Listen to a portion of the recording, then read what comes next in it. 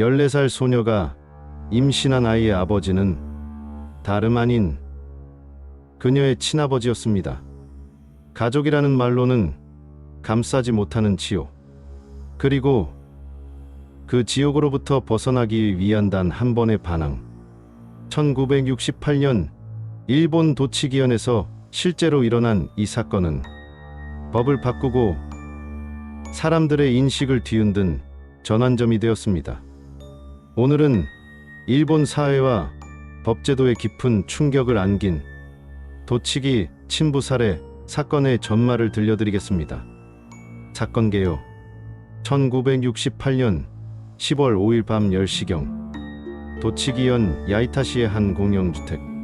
한 남성이 방 안에서 목을 졸린 채 숨진 상태로 발견됩니다. 피해자는 52세. 그는 자신의 딸과 단둘이 살고 있었습니다. 그리고 그를 살해한 범인은 다름 아닌 바로 그 딸이었습니다. 29세의 여성은 사건 직후 세 자녀를 데리고 근처 잡화점을 찾아가 이렇게 말합니다. 제가 아버지를 죽였어요. 가해자인 딸의 이름은 아이자와 치요. 그녀는 아버지, 어머니, 6명의 형제 자매와 함께 자랐습니다. 가난한 살림, 좁은 방에서 서로 몸을 붙이고 자야 했던 가족들. 그 안에서 벌어지고 있던 비극을 아무도 몰랐습니다. 치요가 14살이던 중학교 2학기. 그녀의 아버지는 모두가 잠든 새벽 조용히 그녀의 이불 속으로 들어왔습니다. 그날부터였습니다. 치요는 아버지로부터 성적 학대를 당하기 시작했고 그 지옥은 수년간 반복됩니다. 장기적 학대와 그 영향. 치요는 아버지에게 강제로 육체적 관계를 강요받았습니다. 어머니는 그 사실을 처음에는 알지 못했고 알게 된 뒤에도 치요를 지켜주지 못했습니다. 도망치려던 어머니는 어린 동생들만 데리고 집을 떠났고 치요와 그녀의 여동생만 그 집에 남겨졌습니다. 아버지의 폭력은 점점 심해졌고 치요는 결국 아버지와의 관계에서 5번 임신하게 됩니다. 그중 3명의 아이가 살아남았고 2명은 태어난 지 얼마 되지 않아 세상을 떠났습니다. 치요는 17의 첫 아이를 낳았고 10년 넘게 아버지와 부녀가 아닌 부부 같은 관계를 강요당하며 살았습니다. 시간은 흘러 치요는 29세가 됩니다. 아이 셋을 키우며 살던 그녀는 우연히 인쇄소에서 일하게 되면서 세상과 다시 연결됩니다. 그리고 거기서 한 남자를 만납니다. 그는 7살이나 어렸지만 치요의 고통을 받아들이고 그녀에게 사랑을 고백합니다. 치요는 처음으로 내 인생을 살고 싶다는 꿈을 꿉니다. 하지만 그녀의 결혼 소식을 들은 아버지는 그 남자 죽여버릴 거다. 치요는 공포에 떨며 결혼을 포기한 척했지만 아버지는 그녀를 의심했고 결국 다시 탈출하려던 치요를 붙잡아 옷을 찢고 폭행했습니다.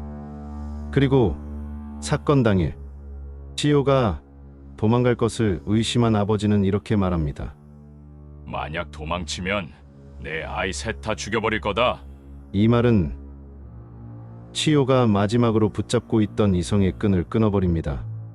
치요는 근처에 있던 허리끈을 집어들어 잠든 아버지의 목을 조였습니다. 그는 저항하지 않았습니다. 잠시 후 치요는 아이 셋을 데리고 근처 잡화점을 찾아가 말합니다. 아버지를 죽였어요. 경찰은 즉시 공영주택으로 출동해 치요의 아버지가 숨져 있는 것을 확인했습니다.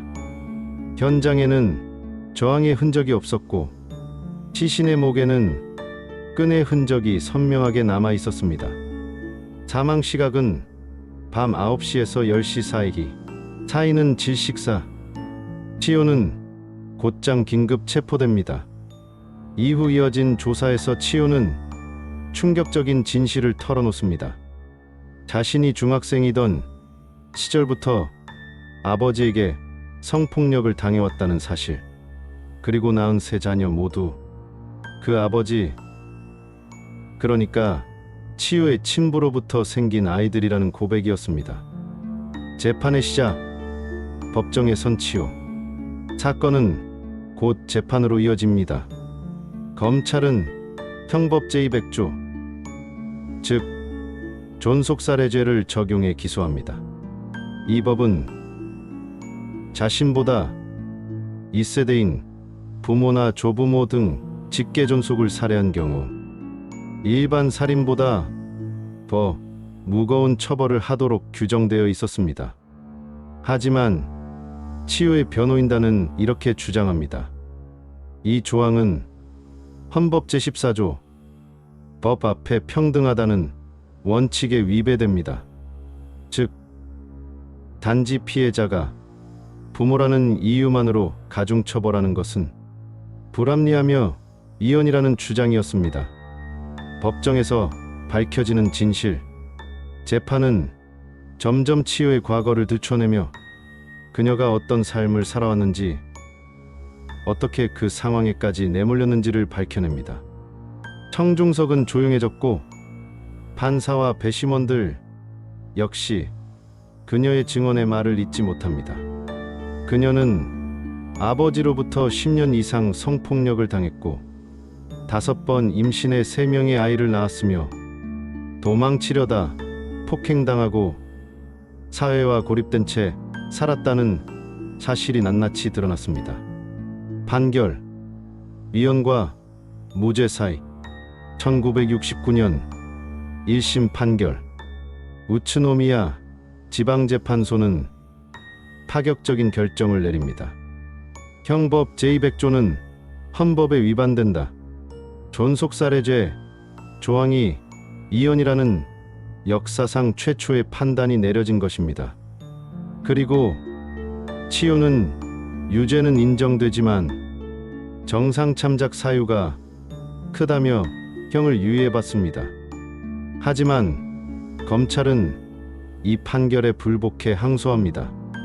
1971년 2심 도쿄 고등재판소는 다시 형법 제200조를 합헌이라 판단하고 치유에게 실형, 징역 3년 6개월을 선고합니다.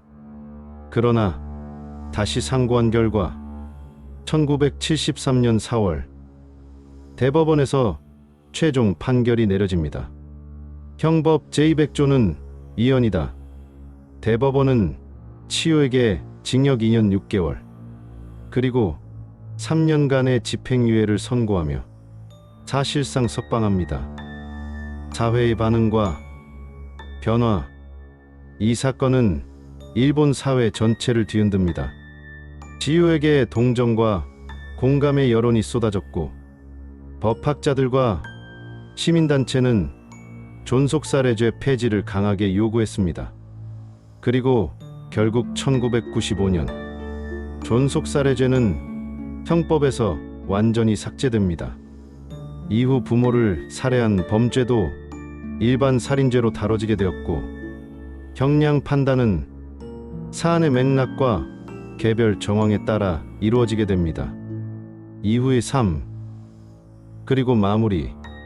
치요는 석방된 이후 도치기현의 한 여관에서 일하며 조용한 삶을 살았습니다. 아이들은 시설에 맡겨졌고 치요는 매주 한 번 그 아이들을 만나러 갔다고 합니다. 그리고 그 후 치요는 세상과 연락을 끊고 살아갔다고 전해집니다.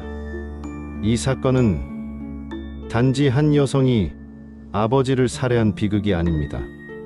그녀가 겪어온 끔찍한 시간들과 그 모든 고통 끝에 도달한 선택이 우리에게 묻고 있습니다.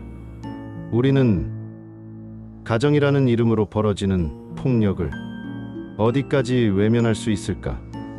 이 사건은 법을 바꿨습니다. 그리고 우리의 시선을 바꿨습니다.